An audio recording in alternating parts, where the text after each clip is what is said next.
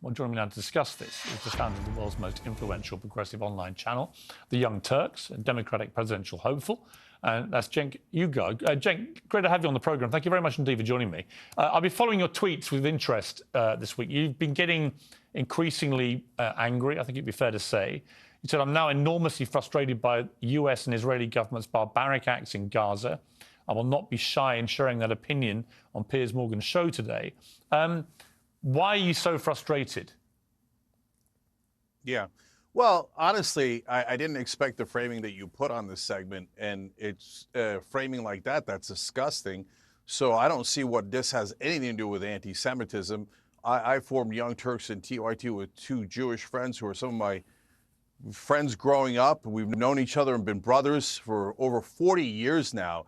So I think what Hamas did is disgusting. I cry for those Israeli innocent civilians.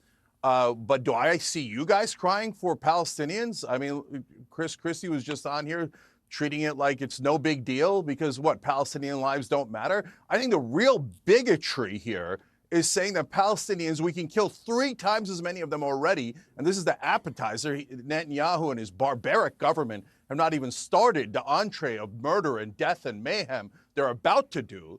And that's somehow okay, killing 3 times as many Palestinian civilians, let alone the occupation, which is bigotry by definition. We say that everyone in the world can defend themselves, can have their own state, can have sovereignty, except the Palestinians. And the reasoning behind that is the Palestinians are what? They're what?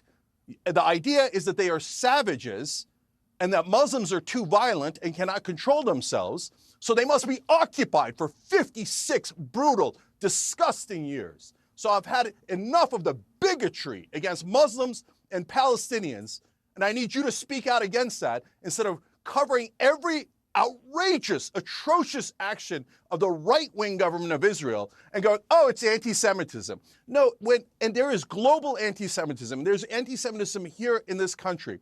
2 synagogues were shot up, Pittsburgh and in Southern California. We fight against that all the time. But then whenever Israel is criticized, people go, oh, no, it's anti-Semitism. No, there's real anti-Semitism. Instead of attacking that, all you guys ever do is hide behind the veil of anti-Semitism. Do you know why Palestinians might not like Israelis? Because they've been oppressed for 56 straight years. I hear you. And let me respond. A, I'm not you guys. I don't think I fit into any neat fit on this issue at all. B, I've actually covered this story, I think, more fairly than most people. I've had many pro-Palestinian voices I've given a huge platform for. They've been getting enormous audiences, from Bassem Youssef to others, and I've done that quite deliberately because I think these voices are important to be heard, including yours. I certainly wasn't accusing you, by the way, or your organisation of anti-Semitism. I just think I have found it, as somebody who's always identified as liberal myself, I've found it very dispiriting to see people who call themselves liberals whose instant response, it seemed to me, to one of the worst terror attacks we've ever seen was to immediately side with the place where these attacks had been launched from. Now, I don't tar all Palestinians with the brush of being Hamas at all.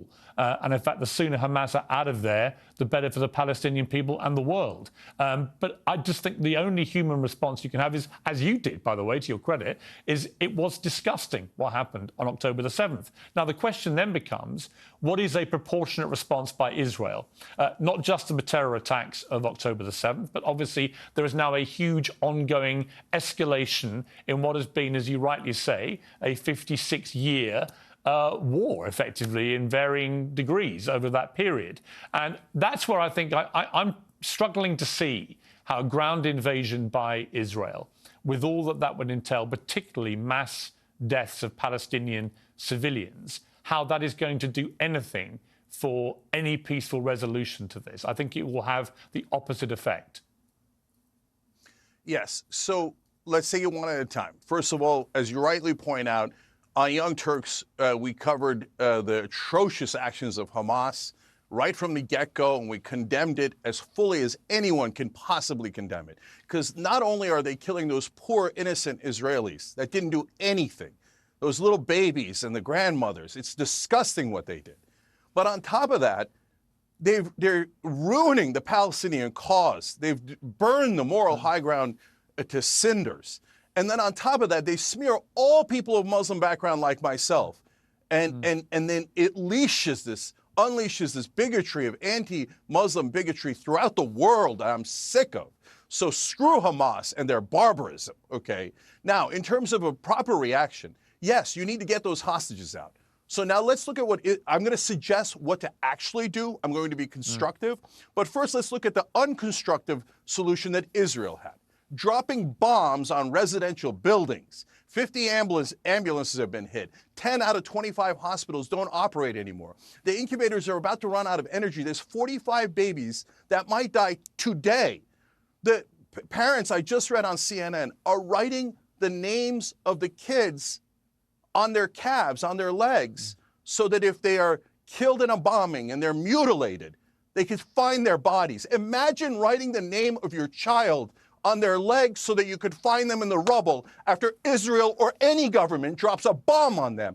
And I need the West to understand something. Bombs kill people. And do you know how they kill people? They incinerate them alive, or their heads explode.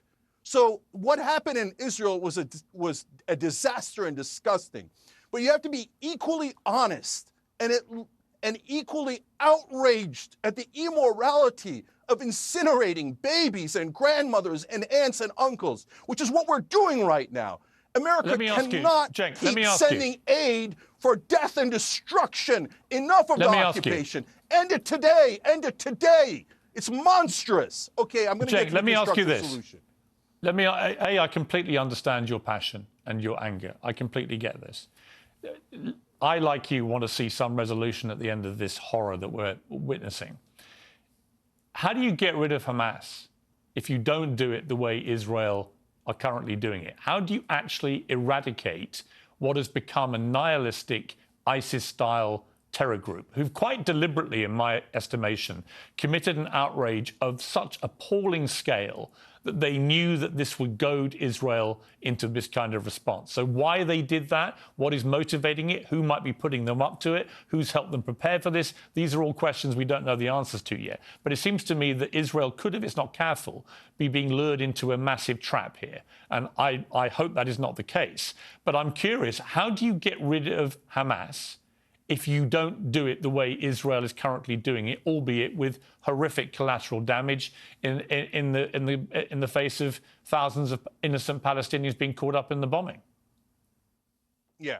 So let me give you a short-term answer, long-term answer. And a lot of people are not going to like these, but these are realistic ways that you minimize civilian casualties. You do what America did with the Osama bin Laden raid. We didn't go drop a nuke on Pakistan. We didn't go destroy 6,000 residential buildings in the middle of Pakistan. We sent in special forces.